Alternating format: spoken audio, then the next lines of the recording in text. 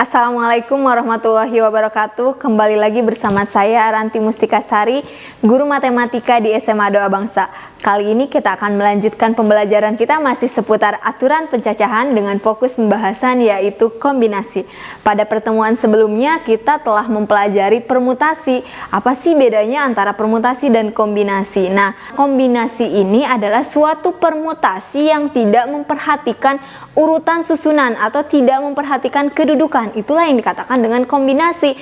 Kalau permutasi kemarin itu memperhatikan urutan susunan atau kedudukan. Contohnya seperti apa? Misalnya dari 5 orang siswa akan dipilih 3 orang menjadi ketua, menjadi pengurus OSIS gitu ya, dimana yang satu harus menjadi sekretaris, yang satu harus menjadi bendahara, dan yang satu harus menjadi ketua dari bidang humas misalnya. Jadi ada susunan-susunan, itulah yang dikatakan dengan permutasi. Kalau kombinasi tidak, misalkan dari 5 orang akan dipilih 3 orang pengurus langsung gitu ya, terlepas dia akan menjadi sekretaris, bendahara kah, atau menjadi bidang-bidang yang lainnya. Nah, jelas ya untuk kombinasi itu. Kombinasi itu biasanya disimbolkan dengan huruf C. Nah, secara umum kombinasi itu dirumuskan dengan C N kali N, R, di mana itu N faktorial dibagi dengan R faktorial dikurangi dengan N dikurang R faktorial.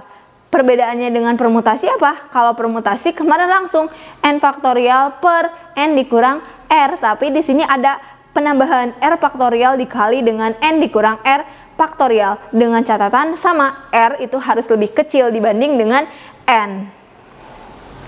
Selanjutnya langsung ke contoh soal untuk kombinasi.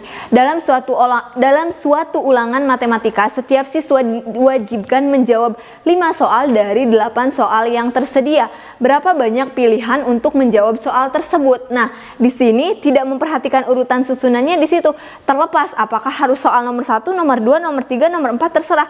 Yang penting dari 8 soal yang tersedia, siswa itu harus mengerjakan 5 soal dengan jawaban benar.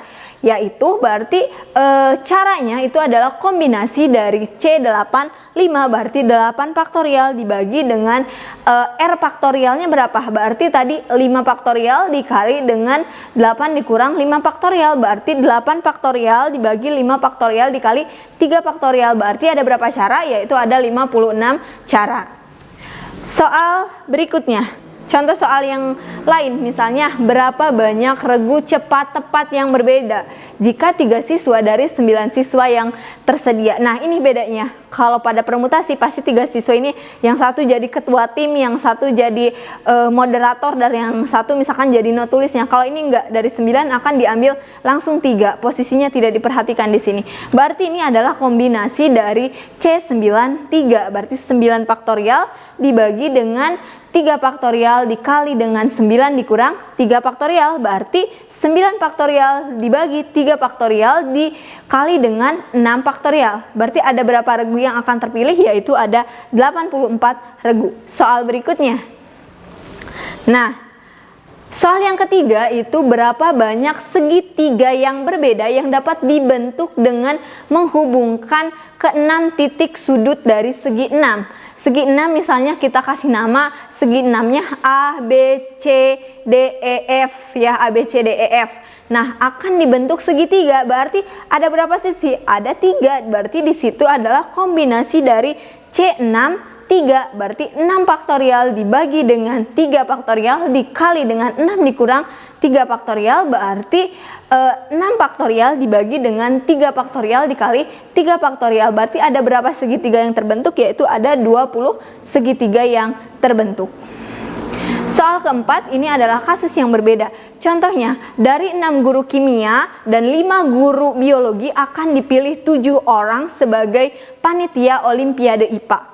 Dengan catatan di mana harus ada 4 diantaranya adalah guru kimia. Nah, berarti di sini tadi kan ada guru kimianya ada berapa? Guru kimia ada 6, terus guru biologi ada 5. Dengan catatan guru kimia di sini harus 4. Nah, kalau akan dipilih 7 berarti sisanya berapa? Sisanya kan udah ada 4-nya dari kimia, berarti sisanya 3 lagi itu adalah dari guru biologi. Berarti kombinasinya di situ perkalian. Yang pertama itu kombinasi dari guru kimia yang tersedia berapa? 6 ya, berarti C64 ya gak, dikali dengan C guru biologi berapa?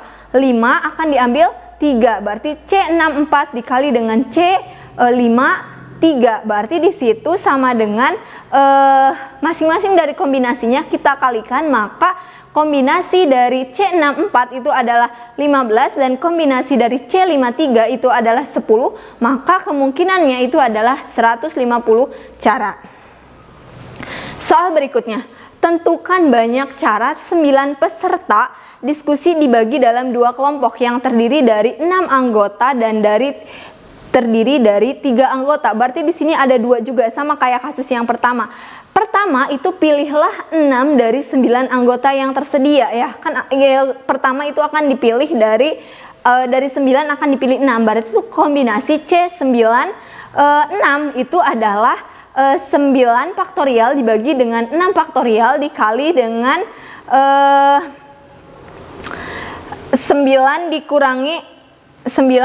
dikali dengan 3 faktorial ya. Pertama, pilih 6 dari 9, maka kombinasi dari 96 itu adalah 9 faktorial dibagi dengan 6 faktorial dikali 3 faktorial, yaitu 84 cara. Kedua, pilihlah berarti 3 dari 3, karena tadi kan 6 udah dipilih ya, berarti sisanya tinggal 3 dari 3.